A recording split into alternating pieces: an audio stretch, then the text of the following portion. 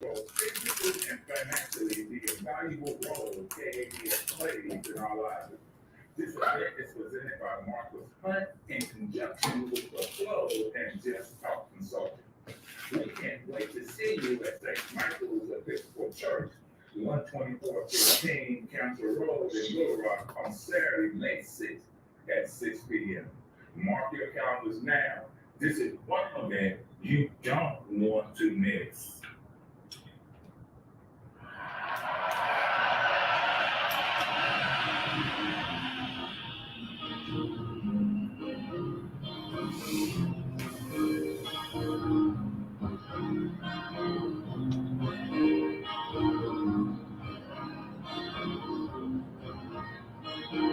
Don't you know, talking about a revolution sounds.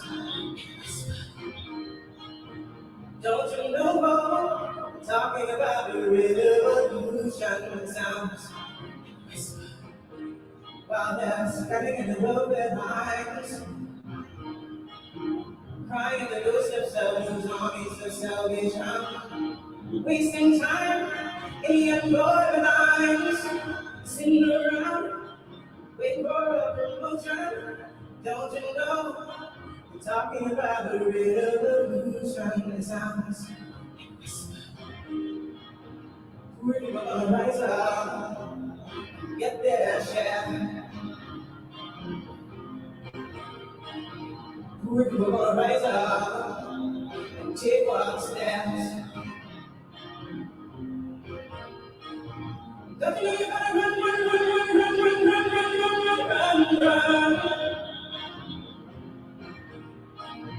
Oh, I said you gotta run.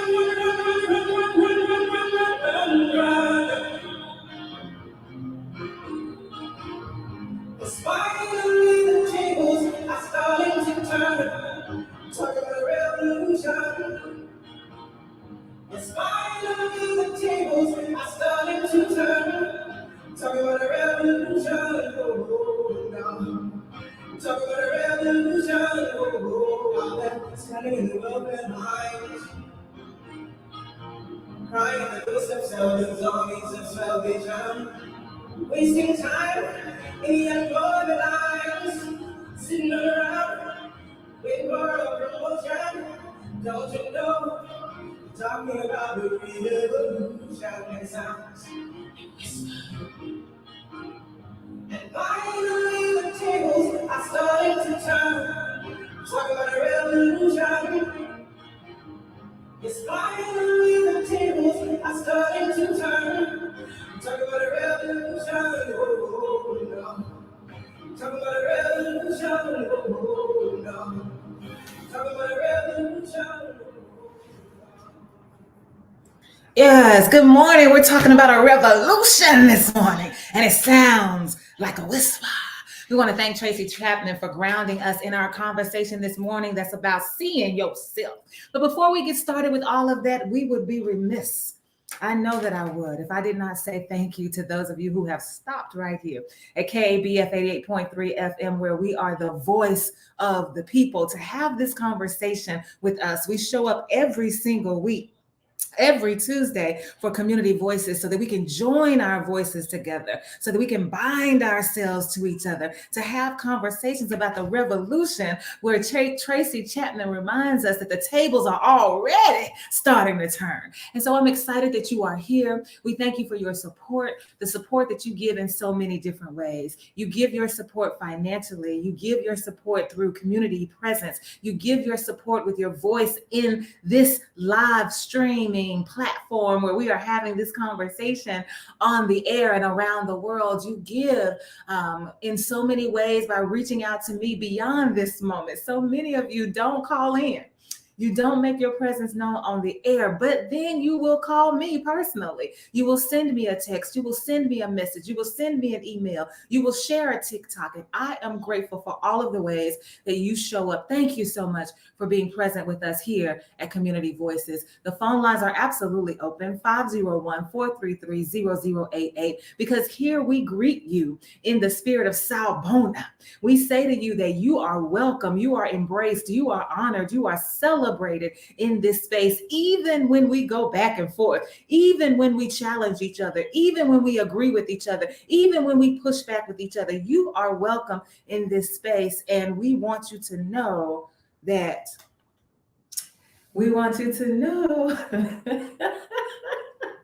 So y'all haven't heard anything I said, huh? Thank you, Hotel, for letting me know that you all could not hear me on the air. So let me start over. Want to say yes.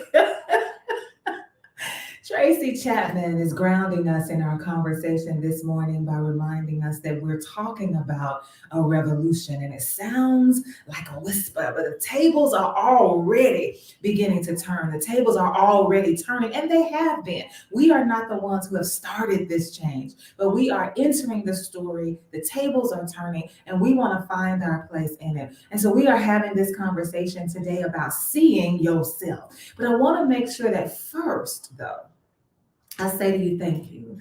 Thank you for showing up in this space. Thank you for taking the time out of your schedule. Well, I don't want to say out of your schedule, because if you're like me, you're still working. You're still doing things. You're still thinking about things. You're still in the process of creating and imagining and innovating, and yet you have us in your ear. And for that, we are grateful. We are grateful for all of the ways that you show up for KABF 88.3 FM. You show up with your finances. You show up with your presence. You show up with your voice. You show up in your challenges. You show up all the time, even beyond this 1 hour. You will reach out to me on so many different platforms, whether you're texting me or calling me or emailing me or messaging me on Facebook, all of those ways that you show up. For that, we are grateful. And we greet you this morning in the spirit of Sawubona that says that your presence, we see you, we honor you, we celebrate you, we embrace you. You are welcome here. And the phone lines are absolutely open at 501-433-0088,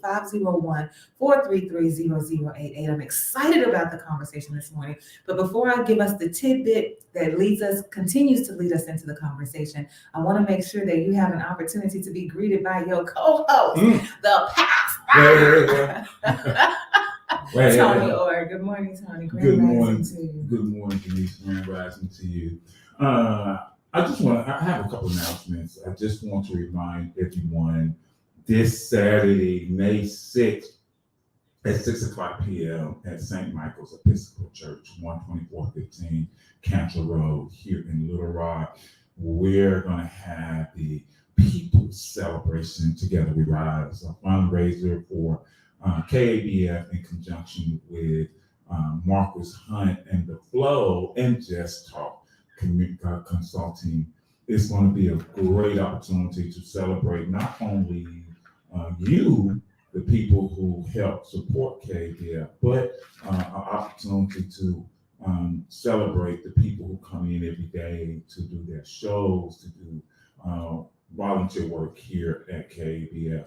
It's going to be a great opportunity. It's going to be a fun time. I'm really, really, really looking forward to it. I'm very excited about it. So remember, May 6th is Saturday at 6 p.m. at St. Michael's Episcopal Church, 12415 Cantor Road here in Little Rock. And my other announcement, talking about celebrations. I want to celebrate somebody today. This person will get on my last nerve, will push me and challenge me. I'll be honest with you, there's some days I've walked out of this studio. If I had any hair, I would pull it out. But the one thing I celebrate with this person is the fact that she is always pushing for the truth. She is always asking questions about the truth. And she's always trying to find the bottom line when it comes to the truth. So today, my co-host, my friend, the Reverend Dr. Denise Donnell, it's her birthday. And 50 Cent said, it's my birthday, gonna party like it's your birthday. And so I want all of you who are listening, all of you who are watching on whatever media platform you're watching on, whether it's Facebook or the StreamYard, all of you around the world who are listening, will you raise your voice with me in celebration and singing. If you can't sing, just yell. Just yell, yay! But please join in with me as I sing happy birthday to my co-host, the Reverend Dr. Denise Daniel. Happy birthday to you. Happy birthday to you. Happy birthday, Reverend Dr. Denise Daniel. Happy birthday to you and many more. Happy birthday, Denise. And also, if you know a teacher, today is National Teacher Appreciation Day. So if you know a teacher, please celebrate a teacher. Call a teacher. Go to your call. If you have children in school, tell your teacher that you appreciate the hard work they do. But happy birthday, Denise. It's your birthday. It's my birthday! Yay! Thank you, Tony. I appreciate that. You actually reminded me of my dad. My dad would always sing happy birthday to me, and it sounded about the same. he couldn't carry a tune either. Not in a paper bag. But thank you. I appreciate that. Thank you to those of you who have already sent me so many birthday wishes on my text messages. I've got them on my Facebook. I've got them on my DMs. They're right here with me on live right now. I see your hotel saying happy birthday, Cindy, saying happy birthday. Oh, Cindy, you and Taurus too. Okay, for the Taurians in the house. Yes, thank you. I really, really appreciate that. And it's interesting that you say that today is also National Teacher Appreciation Day, because I want to read this tidbit from the Equal Justice Initiative. I always do that. The Equal Justice Initiative, Tuesday, May 2nd, was my birthday in 1963. My brother was about to be born, May, June, July, August. My brother's going to be born 3 months from now in 1963. But on May 2nd, 1963, more than 700 Black children protesting racial segregation in Birmingham, Alabama, are arrested, blasted by fire hoses, clubbed by police, and attacked by police dogs. Again, on May 2nd, in 1963, more than 700 Black children protesting racial segregation in Birmingham, Alabama, are arrested, blasted by fire hoses, clubbed by police, and attacked by police dogs. And I'm thinking about that now in 2023.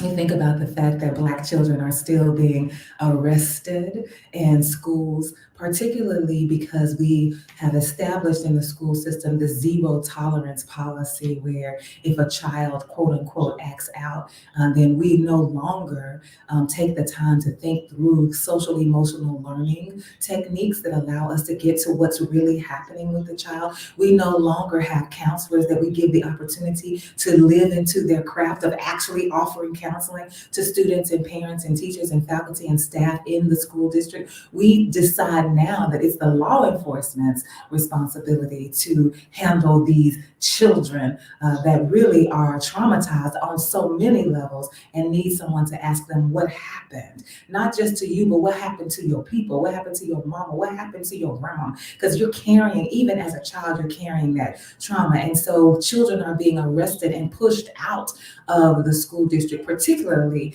Black children. Black children are still being blasted by fire hoses and clubbed by police and attacked by police dogs. When we think about police brutality and its disparity in the way that it impacts Black people, period, but definitely even our children are not immune from the system of police brutality. So we think about that, and we talk about fire hose, and you say, well, Denise, nobody's using a fire hose, but we want to use it metaphorically. In schools and in public spaces, our children are still being treated as if they don't belong. They are still being bullied, not just because they are in school and they are too smart for the children to recognize their brilliance, but because of the color of their skin. And so all of these things that happened to children in 1963 continue to happen even now. And so when we think about teachers and we think about how their hands are tied so many times when they want to do what they need to do for teachers, we need to be aware of what's happening in our midst so that we can be reminded again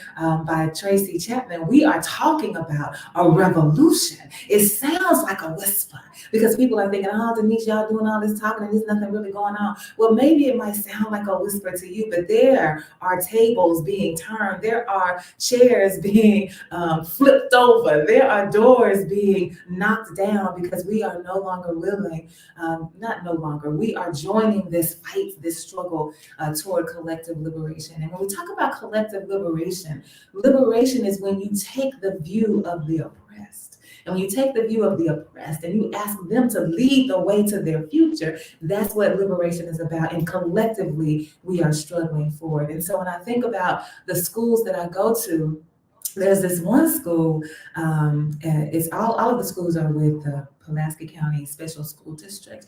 But one of the schools, when I first pull up, they are already outside. Like it's part of their rhythm. They're outside, I pull up, and then they come in, and then we have our session together. And I remember one day I was saying, well, you know, I don't really want to be the one who causes them to have to come inside, right? Like they see Miss Denise and they're like, I gotta go inside. And so I talked to the teachers about it. Like, no, this is their rhythm, they understand. And so then I came to learn that when I pull up and when I get out of the car, they're like, oh, it's Miss Denise. And so now they know it's time to come in. And so it's not the barrier that I thought that it would be coming at that particular time. But there was one time when they were outside and we got ready to go in, and I said, well, you all go ahead and get your water and I'll be setting up. And when you come back in, I'll be ready. And they said, oh no, they don't get to get water. Like, what do you mean they don't get to get water? Like, no, we got this strict schedule. They only get water like twice a day or something. And I'm like, but they've been outside playing. And they said, no. If they know the schedule, they know the system. And I'm not gonna I'm not gonna judge them. I'm just saying for me, if I was outside playing, I would want some water. And like, who decided in a system that's serving children that children don't need water after they come in from playing outside? Like, who made up that rule? And why would you make up that rule? And I'm just like, again, our children are being arrested, blasted by fire hoses, clubbed by police, and attacked by police dogs because we can use all of these things that happen physically, and some of them still happen physically, but they're also happening figuratively in the lives of our children. And so one thing that we have to recognize, and sometimes people don't want to see this when you talk about the oppressed, sometimes people don't realize that they are oppressed. They don't, you can tell them, but they don't look at it that way, or they just don't, or they feel like what you're telling them is not, it's not a true thing.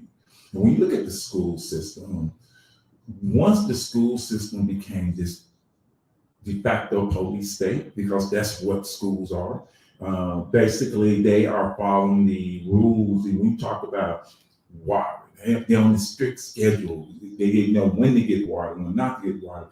That's nothing. That's just like if you were in prison. It's almost like, because most people, when you talk about public education, the face of public education is going to be black. More than likely, that's how people are going to look at it. And so when you start looking at these as black children and you start institutionalizing them, you want them to get used to certain structures. You want them to get used to certain things. When you talk about arresting children at an alarming rate in our public school system, it used to be that if you got in a fight, when I was in school, if you got in a fight, there's going to be misunderstandings. There's going to be things that happen. You got in a fight and you're right. The counselor will call you in, or the principal will call you in, the teacher will call you in, they will talk to you, and before you know it, now that person you had that fight with or that disagreement with, now y'all end up being friends. I'm sorry, and you move on. But now, the minute that happens, Now the first thing they do is call a resource officer. They arrest you. They take you down to juvenile detention center and get you into the system. And once that happens, now you're starting to get into that rhythm of being incarcerated. You get into that rhythm of being around this structure. You get in this rhythm of someone telling you when you can take water, when you can go to sleep, when you can get up, when you can eat. And that's one of the effects. And I like what you said, Denise, about it may not be water hoses now. It may not be police dogs biting you, but those same things that were happening to those children in 1963 are still happening to our children. Absolutely. Want to say thank you to Charles Mugabe. He and the children thinking about children from the Kids Gear Infant School in Kampala, Uganda, are watching us, saying happy birthday to me and also greetings to you, Tony. So thank you, Charles. Charles drew a picture of me. He didn't know it was my birthday, but I got it today. And so I was like, oh my goodness. And so we were messaging earlier this morning, and I'm going to post it on my Facebook page. I don't have it I don't have it physically because, again, he's in Kampala, Uganda, but you have got to see this picture that he made. He drew of me from my profile picture. That's all he has, my profile picture. It is absolutely amazing. So thank you, Charles, for being here this morning. And yes, we are fighting right beside you, fighting on behalf of those children because Uganda is coming for him because he's LGBTQ, but that means that they're also going to close the school, which means that they're coming for the children as well. And so we are in the fight with you. We are doing all that we can to assist in whatever ways because we want you to be victorious and we want these children to also be housed in that school. We want them to also have access to sanitary napkins, education, books, all of those things. So we are right there with you. Thank you for joining us. But at another one of the schools, so we talk so much about how children are being treated figuratively and metaphorically, physically being arrested, but the fire hoses and being clubbed by police, well, that's happening physically, and being attacked by police dogs. One of the other ways that we are oppressing our children in the classrooms is that we are silencing their voices.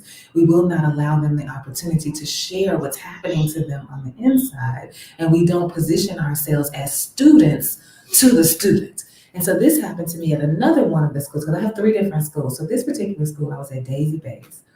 And I was talking to them. So what I do is social emotional learning. But I was taking the bullying situation that happens at the beginning of the movie Zootopia, and we were moving it from it just being a bullying situation to see how we can translate what happens into a social emotional experience. So rather than decide, okay, I'm a bully, I've been a target, I've been a bystander, I've been an upstander, I've been an instigator. Yes, we want to name those things because like the title today is See Yourself. Even as students, I want them to think about you have been in these positions. Yes, you have bullied someone. Yes, you have been an instigator, egging the bully on. Yes, you have been a target. You have played all of these roles. And so we want to name that and we want to have conversation around that and we want to push beyond that. And so what we were talking about after that is what can we do in response to this bullying situation? Like what would happen if the instigator, the target, the bystander, and the upstander decided we are going to join forces against the bully? And so now we're going to create and we're going to form an alliance so that we can protect children in the school. So the bullies end up getting erased because you're not going to have anybody to pick on because all of us are standing up for each other. So this is the conversation that we are having. What does it take to form an alliance? You got to have collaboration. You got to have kindness. You got to have empathy. You got to have compassion. You got to have collaboration. And I say that communication, you got to have all these things. So this is what we're talking about. So Bruce James gave me this idea.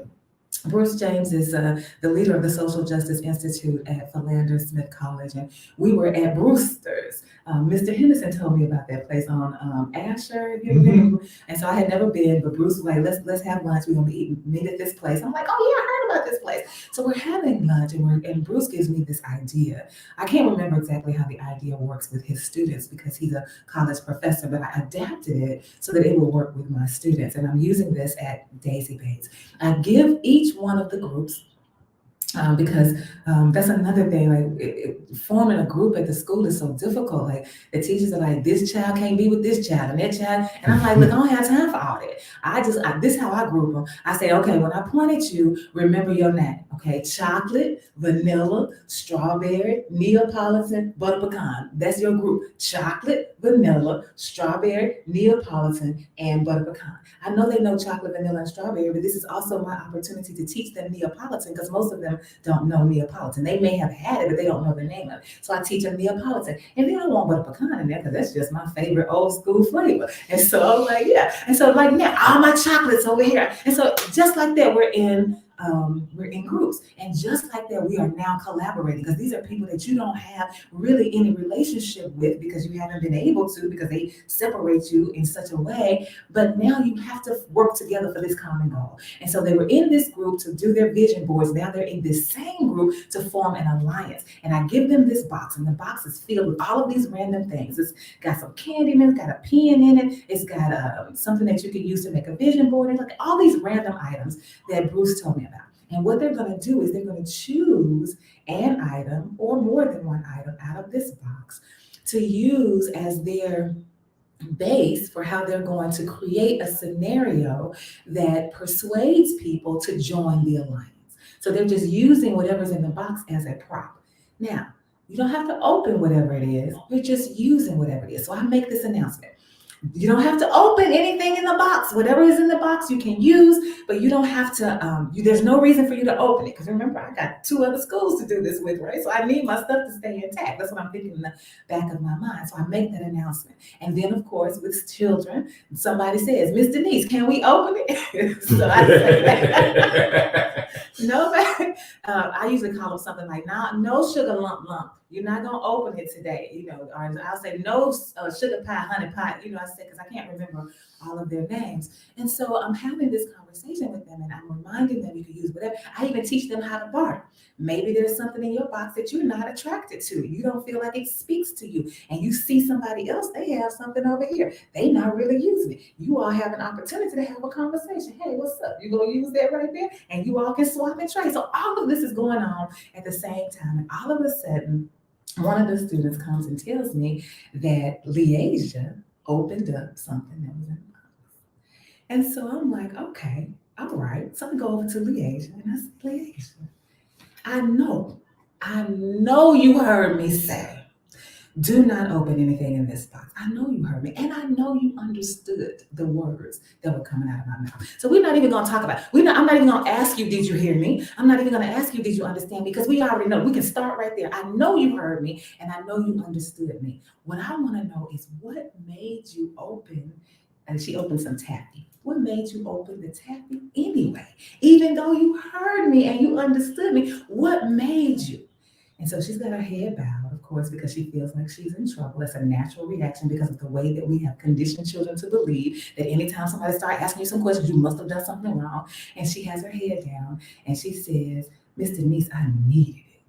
And so I take my finger and I lift up her chin so she can lift her head up to talk to me. I want her to stand firm on what she's saying to me and to explain herself and to look at me and to know that it's okay. I said, okay, Leasia, what is it why did you feel like you needed this? Because it's candy. So in my mind, I'm like, now how candy gonna help you form an alliance? So this is what I'm thinking in my head. I don't say it, but this is what I'm thinking. So what is it that you need? And so Leasia looked at me in my eyes and she said, Miss Denise, I needed it because this is our plan. See, what we gonna do is we gonna use this taffy and we gonna create a bully and an instigator with the taffy. Those are gonna be our characters. Okay, I'm following. These are gonna be our characters. And so because the instigator is the friend to the bully, we gonna tell the bully that the instigator was talking bad about. We know that we gonna tell the bully that, and we know the bully gonna get mad, right? And so when the bully gets mad, the bully is gonna come for the instigator, but it's gonna be a surprise because when the bully shows up, he's gonna see not just the instigator, he's gonna see all the bystanders, the upstanders, and the targets, and we're gonna all be there to protect the bully. To protect the instigator, to let the bully know, nah, bruh, this is Leasia. Nah, bruh, we have formed an alliance. And I can't remember the name of their alliance because we always name stuff. And I was like, oh, okay. So at that moment, I said, okay, sold Leasia.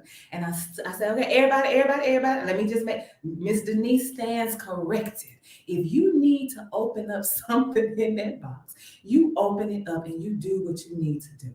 And they went on and they started working. We had a glorious time, of course, forming our alliances, getting the names, coming up with the skit. And then the next time I come, they're supposed to act it out and we're going to video it. It's a whole thing. And I walked away feeling good. I felt good that I created a space for Leasia to stand her ground, to tell me what she was feeling, to make her argument. And then, of course, her teammates were right there with her, like, yeah, this is what we're gonna do. I appreciated the fact that they were so engaged in the activity, that they were excited about doing it. And I felt good about myself saying that I was willing to change. A child could change my mind. A child could say to me this, that, or the other, and I'm not so firm and I'm not so stern. And I don't think that just because I'm older and just because I'm the teacher, I know everything. But this child now has taught me the power, because you have things in your head. I know the power of communication. I know the power of liberation for all of us. But I was reminded by Leasia, and so I'm feeling really good about it. But then I realized when Marcus was in the studio on Thursday and we were having a conversation and we started talking about Black men and Black women, and I was talking about Black men needing to own their complicity in the system of patriarchy. And he said, yeah, but Black women also need to own their complicity in patriarchy. And so I'm like, And at the time, I'm like, you got me mixed up. You don't know what you're talking about, because of the conversation. But after I walked away from the conversation, I kept thinking about Leasia, and I kept thinking about how I had given myself over to her to hear her. And I asked myself, are you really giving yourself over to hear about the complicity, your complicity in patriarchy? Because I want you to think, Denise, about your own life. And I started thinking about the times when I have said out of my own mouth, I need me a man that can tell me to go somewhere and sit down and shut up. Like, I've said things like that, making sure that because in my mind, this man that I have in my mind, that I've imagined, he's strong, he has a spine, and he's masculine, not in his looks, but just in his ability to be able to what I consider to be handled. And so I started thinking about, what does that really mean? Because he started talking about, because we kept talking in the parking lot, and he was talking about Black women ain't attracted to this. And I said, I get so upset with people. This has happened at every Black love event, where when we start talking about Black love, everything is about romanticism. Everything is romanticized. I want to get with her. She don't want to get with me. I'm trying to push up on her. I'm like, I'm not talking about romantic love. Like, let's not deal. That's not what I'm concerned about. I want to think about love beyond the bedroom. So how do we, so I just felt like I discombobulated from the conversation, but I kept pushing myself. Denise, what is it? What is it? What is it? And I said, so when I say that I want a person, I'm thinking about a man, I want him to be strong, and I want him to be able to handle me, and I want all of those things that I said, what I was really saying was, I want to feel safe. And so this system of white inhumanity, when we go back and we look at when I go back and look at the movies, you watch how the system of white inhumanity intentionally humiliated Black men in front of their families, where Black men were unable to make the decisions that instinctively they would make to respond in kind. Like, you slap me, I'm gonna slap you back, right? Like, that's an instinct. If you slap me, I'm gonna slap you back. This is Denise talking, because it's my instinct. I'm gonna protect myself. I'm gonna come out swing. You swing, that's instinct. You have to train yourself not to do that kind of thing. And that's what happened to Black men. I cannot afford for my basic human instinct to be on display in this moment, because not only does that jeopardize my life, which I'm willing to jeopardize because I want to stand my ground, but now I got to think about my wife or my lover or my spouse. I got to think about that. And I've got to think about my children, whose lives are now also in jeopardy. So there are moments when I've got to practice the same thing we talked about with the students, self-control, because I'm trying to keep everybody alive. And so I'm being humiliated. And so for some of us, like me, the way I internalized that was like, Black man couldn't even stand up for his own family. right? Not really thinking about the trauma, not really thinking about the pain and the hurt of, not really thinking about the bigger picture of what was going on. And so now I've internalized this. And so I've been in relationships with men who I felt like were getting the word I used to say, and I don't mind saying that this is the word I used to say, were getting punked, and they didn't do anything about it. I'm like, you ain't, and I considered them to be weak, and I didn't want to be with them because I'm like, you're not strong enough. Not because that makes you unattractive, but because it makes me scared. It makes me wonder that if something happens, if something goes down, are you going to be able to protect us? That's what it was about. And I had to push myself to get to what is it really about? That's what it's really about. And then I had to also push myself to own the fact that it's not about men, because I've been in a relationship where it was the woman who was like, I'm raising up and I'm going to protect and I'm going to do this. And I didn't worry about whether or not I was safe. And so when we began to think about ourselves, like I walked away from that school saying, I feel so good about myself because of how open I was with this child and how I was willing to see myself as one as open, one that's nimble, one who's willing to give myself over to the conversation. But am I willing to do that with everybody? How am I seeing myself? And so when Marcus was talking about on that show on Thursday, he was talking about the reason why we can't participate in the revolution is because we're consumers. And I told him I disagree with that. And I do disagree with that. And the reason why is something that came up on a podcast. Now, it wasn't a podcast. It was a YouTube video that I was listening to where this Dr. Tamar Bryant, she's a womanist psychologist, and she was talking about the responses to trauma. And one of the responses to trauma is to tend and befriend. Tend and befriend. That I will be nice to you. I will be courteous to you. I will be generous to you, because my hope is that if I demonstrate these characteristics, I will remain safe. And so my response, I'm being traumatized and my body knows that. I'm being dehumanized and my mind understands that. But this is a traumatic experience. And right now, what my response is, what I believe the best response for me is to befriend. I want to be friends with you. I want to be nice to you. And I want to tend to you. Whatever you need, I want to make sure that you have it. Even if it's my blood that's on your shoes, I'm going to bend down and wipe it up with my handkerchief, because as long as you are okay, then that makes me okay. Tend and befriend. And I said, and that's what I believe is happening or has happened or continues to happen to us as Black people. Not consumerism. Yes, there's a conversation for that. So I'm not trying to say Marcus is wrong, but that's not where my focus is. My focus is on how we continue to respond to the trauma in our lives by tending and befriending. I feel like I've been talking about. I want to give you a moment if you have something to say.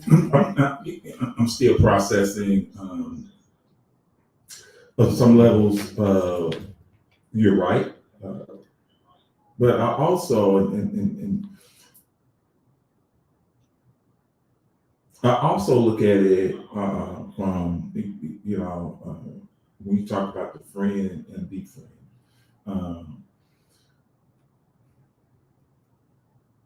Even now, even now, when it comes to not just Black men, but Black people, period, that friend and befriend is, it's just resonating in my head, because there are times where we have to, as Black people, pick and choose when we rise up. We shouldn't have to, but we have to. Because like you said, that it could be a moment, it could be a moment where if you respond in that moment like you want to, so many other things can go wrong, and that becomes another trauma.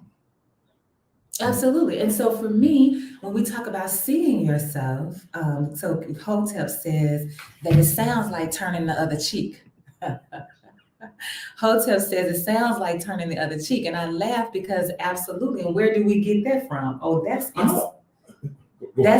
scriptural, right? That we are supposed to turn the other cheek. Something happens, and we are not taught, even in the church, we're not taught that we should have a response. But if we do, no, we should have a response. But our response should be to forgive and to let it slide and to let it go and to remember that Jesus and that God is the one. Vengeance is mine, said the Lord. I will repay. So it's not our responsibility to exact revenge. It's our responsibility to remain faithful and wait for God. I don't think it's a thing of turning the other cheek. I think it's if and this, I think this happens with Black people almost every day. So if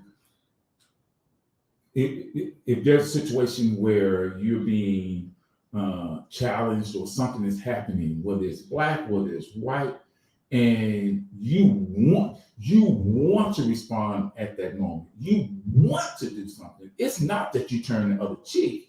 It's the fact that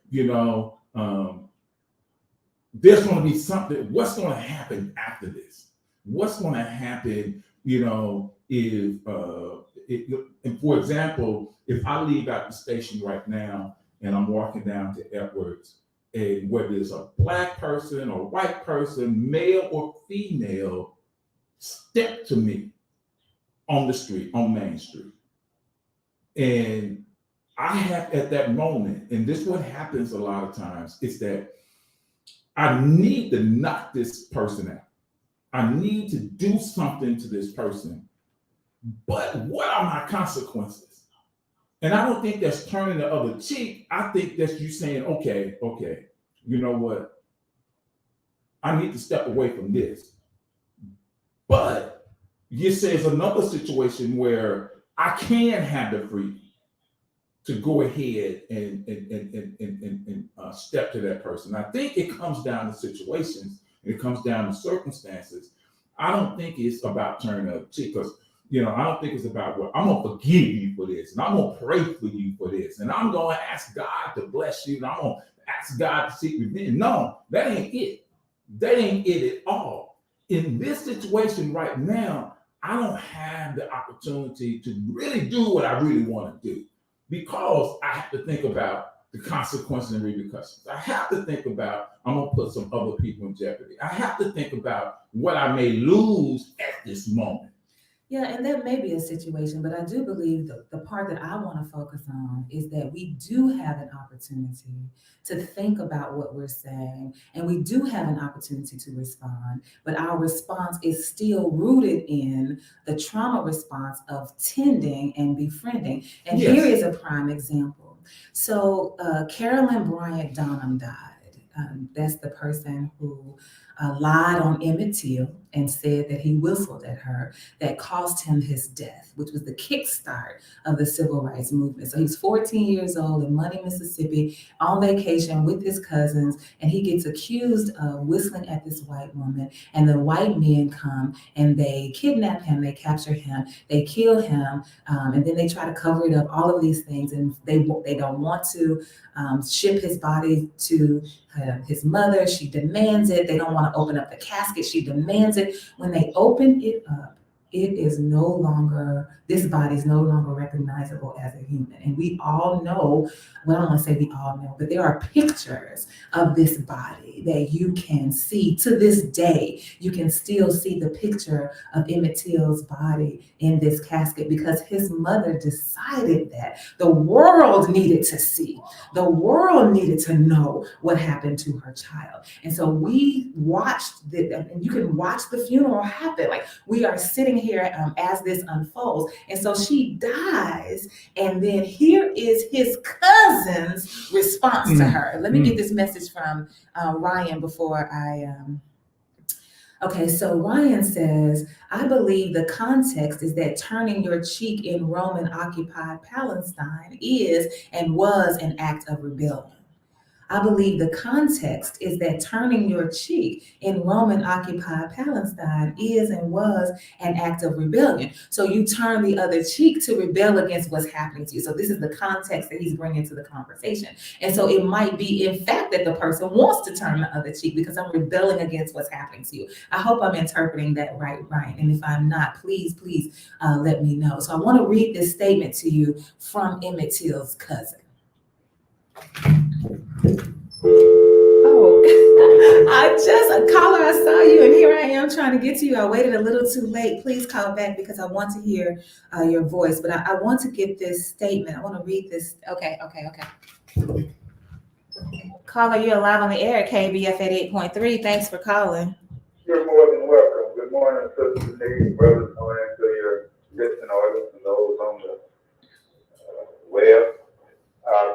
Good minds think alike. I was about to tell you about the Emmett Till situation. You mentioned 1963, but I was in Mississippi in 1955.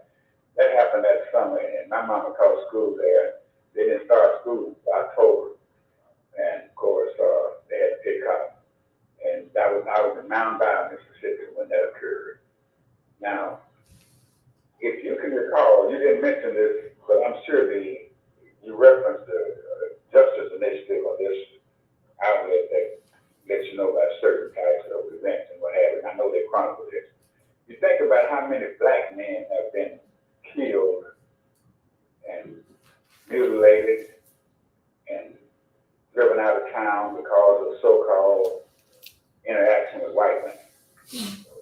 That was something that I wish had been discussed when you and Marquise were talking the other day about how this has been a part of the black experience in America, to be constantly vigilant or on the lookout for someone that says you winked at a white woman, you looked at a white woman, you talk smart to a white woman. This was what you had to, this was reality, this is what you had to internalize and be a part of. Even today, I guess, but certainly back in the 50s and 60s when I grew up. And I can remember very distinctly the Jet magazine that came out with a picture of Emmett Till on the front of it, because it's from it had not just me, but I imagine there was a black child and their parents, and definitely in the South. You know, they used to have to ship newspapers to the South. They didn't have too many papers in the South that were, that you could, get a lot of context on. They had Chicago, the Defender, the different papers from Ohio and different places that they used to bring down to the South. Now, there was a state press that Miss David Bates and her husband had, but the revelations that came to us came from these northern papers that would send articles down here that we didn't even know existed. We found out a lot of things by reading these newspapers from up north, if you will, back east. It was sent in California, but they would send these papers to the South, and we would know what was going on elsewhere. But to make a long story short, this was something that was internalized, having to be on the lookout, be ever vigilant for quote unquote whistling their way on. Most everybody I knew someone that had to leave town because they whistled at a white woman, got into it with some white people. My grandfather from Scott killed a white man, had to leave, go to Chicago, never came back to Arkansas. Took his son and his daughter, which is my stepfather and his sister, to another family, the Mountains of Long Oak. Left them on the steps and left. Never came back to Arkansas. There were many stories of people that had to leave and never come back because of these types of relationships where a mob was after them because of some type of interaction with a white woman. And that's what I want to just say, that was internalized with black men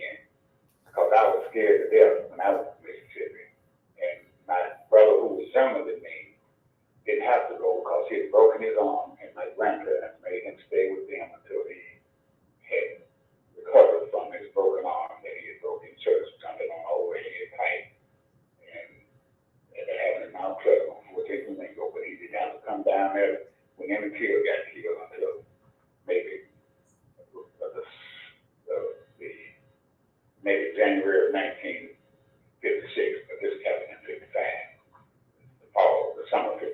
And so I was there all that fall. And they were doing everything terrible to black people at that time. You just can't imagine. You talking about holes and dogs. You saw that, but when you wake up in the middle of the night, you see fire from one side of the horizon to the other because the Klan is riding. That's when you was traumatized. So I just wanted to say that was part of the experience that black folks had. And that is a reason that a lot of times people think that they're being pumped down because they shy back from being as active, if you will, and retaliatory type decisions. So it's a learning experience. I'm glad you're learning, and we all learning, and we experiencing through people discussing other things about how they might have lived. That's something that most people don't realize. That's how low down and dirty this America has been, and they don't want to learn it in school. They don't want it to be in books in the libraries, whether public or in school. As a matter of fact, they're going to put the librarians in jail if they have them available to you, but then we can all see through that. And I think it's just certain people that don't want you to know the truth, and not everybody is God. So I hope that everybody will get the most out of these conversations, and that was just my 2 cents worth to add to this. Thank you so much for allowing me to do that. Thank you, Ezekiel. And so Ezekiel continues to push me to sit with my own complicity in this internalized understanding of what was happening, what Black men refused to demonstrate. So I'm looking at Black men as weak, and we have to ask, because you didn't stand up. Like, why didn't you stand up? You should have done this, you should have done that. And so I'm worried now as a grown person. I'm carrying this all the way into my grown adult life. I'm worried that this man, I'm wondering, are you going to be able to protect me? Because the story that I've been told, because we have to keep asking ourselves, who's telling these stories? The stories that I've been told is that the Black man was weak. Instead of what Ezekiel is saying. No, he wasn't weak.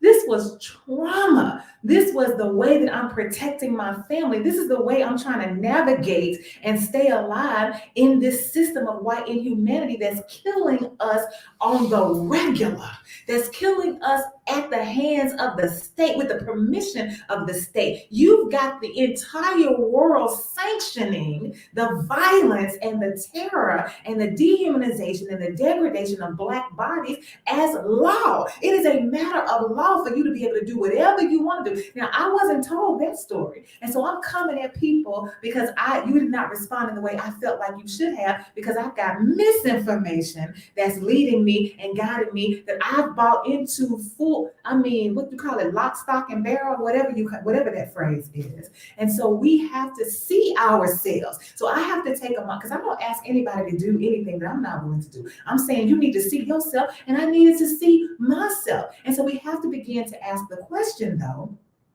when it's not a life or death situation and I'm worried about my livelihood and I'm worried about protecting my children, or I'm worried about keeping my home, it's a situation like Emmett Till's cousin, where you know the story probably better than many of us, because this is your cousin. And this is what happened. So she dies, and this is what his statement is to all of us, to the world. I'm quoting. Our hearts go out to the family of Carolyn Bryant Dunham. As a person of faith for more than 60 years, I recognize that any loss is tragic and don't have any animosity toward her. Even though no one will be held accountable for the death of my cousin and best friend, it is up to all of us to be accountable to challenges we still face in overcoming racial injustice. And that's the end of the statement.